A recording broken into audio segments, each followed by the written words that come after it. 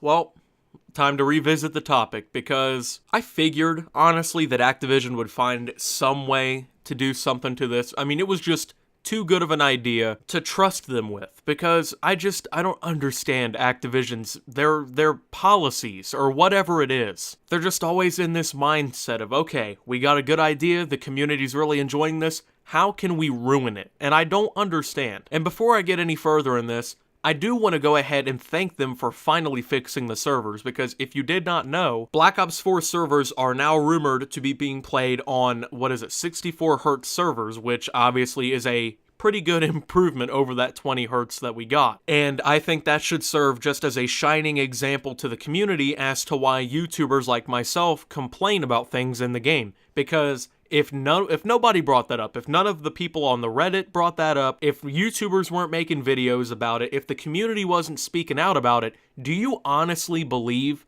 that they would have just magically fixed everything? Do you honestly believe that just out of the kindness of their heart, they were going to bring it back up to 60 Hz servers? And I see that all the time. I see people say, how come one day you're praising Activision for something and the next day you're critiquing them? That's kind of how consumerism works. If you just blindly follow anything they do and you blindly let Activision do literally whatever they want, Call of Duty is going to start costing you like $500 a year on average to play. Once you have to buy all the COD points for all the extra stuff just to compete. I wouldn't be surprised if we didn't have critiquing in the community and stuff, if Activision literally just started cutting all the weapons out of the game and selling them to you individually on top of the game. However, on the flip side, when they do something right, you have to cover that, because it's not fair to just critique them and then when they do something good, you just ignore it, The upgrade to the servers was a very good thing, and I'm really glad that it happened, because the game is 100% better on these servers. The new servers, the hit detection and everything seems better. It's a noticeable improvement, and it's good that the community really came out in support of these, upgrades of servers. So why should we accept the fact that this Contraband stream, which is the free battle pass, whatever you want to call it, of Black Ops 4, where you can earn cosmetics,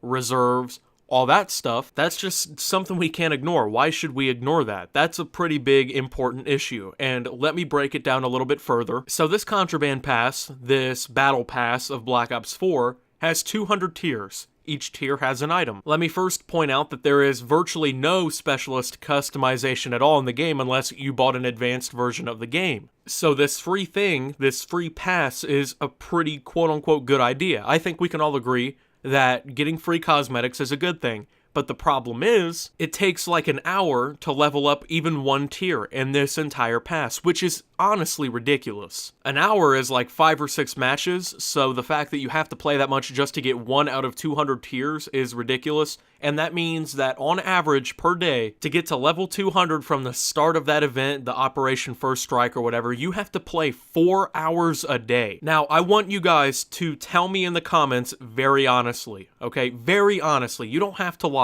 Lying's not going to make the game any better.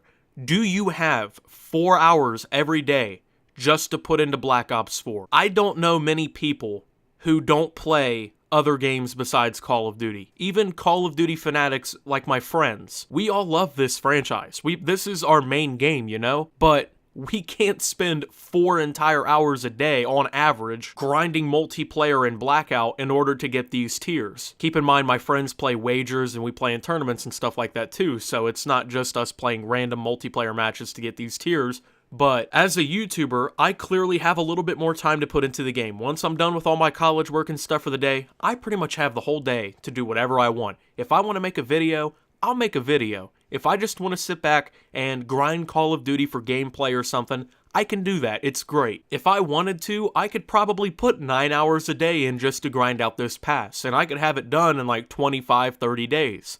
But I'm not doing that, because honestly, that's just fucking ridiculous. And to put yourself in a guinea pig's position of running the same wheel over and over again, hoping to get some water every, 1 drip an hour out of the 200 drips left in the little water bottle, that's a little bit too far. And keep in mind that they have updated the progression on the tiers twice already. Right now, we're talking 4 hours on average a day just to get this thing completed, okay?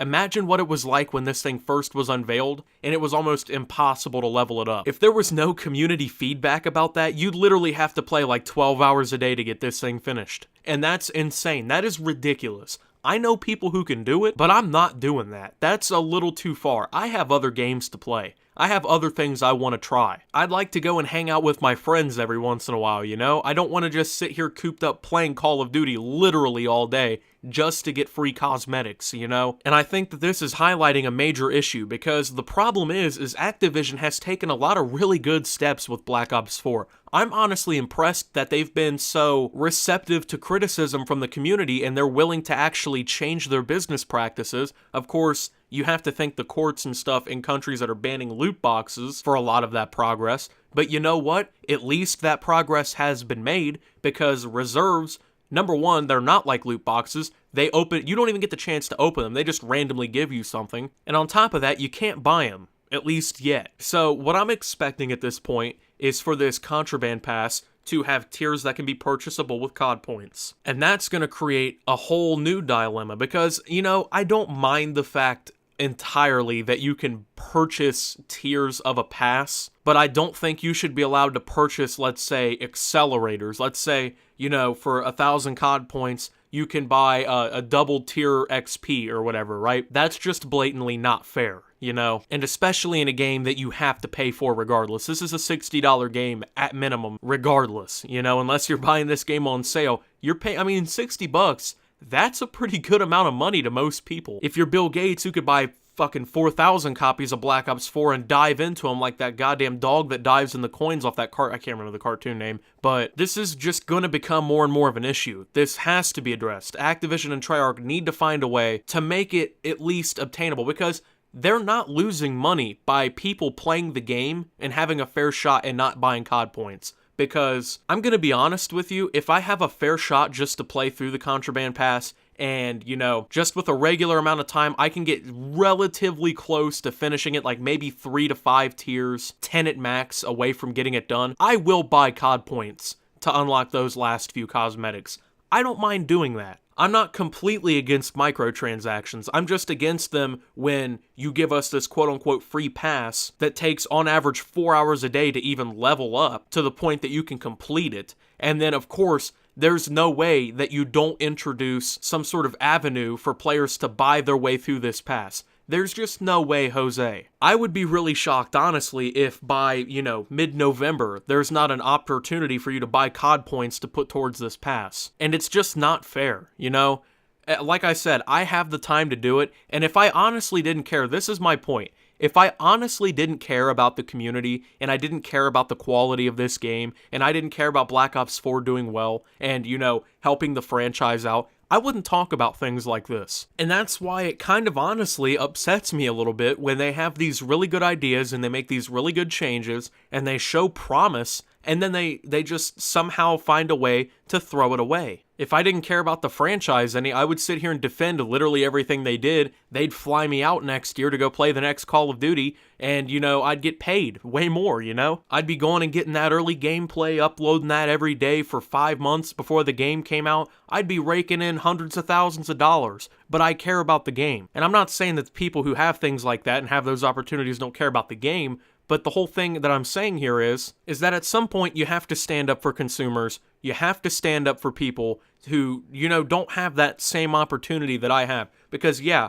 I can play 10 hours a day if I really wanted to stretch it and pretty much kill myself, but I know that there's the average Call of Duty player who just can't do that. The average COD player goes and works his 9 to 5, comes home, you know, has maybe a couple hours at most to play whatever games he's interested in. And I'm going to be honest, I don't like seeing people like that have to deal with things like this, because it's not really fair. Because at the end of the day, they pay for the game, and they should have an equal opportunity to earn free cosmetics. The whole point of this Contraband stream from Activision's marketing is that this is our chance, you know? You can earn free cosmetics. You can just play the game and earn things. Well, you can't really do that when you have to spend 8 whole days in-game just during this event to unlock everything. That's just not realistic. And at the end of the day, I'm 100% convinced that this is only here to sell COD points so you can buy extra tiers. So talk about this. tweet at them, you know, go on Reddit.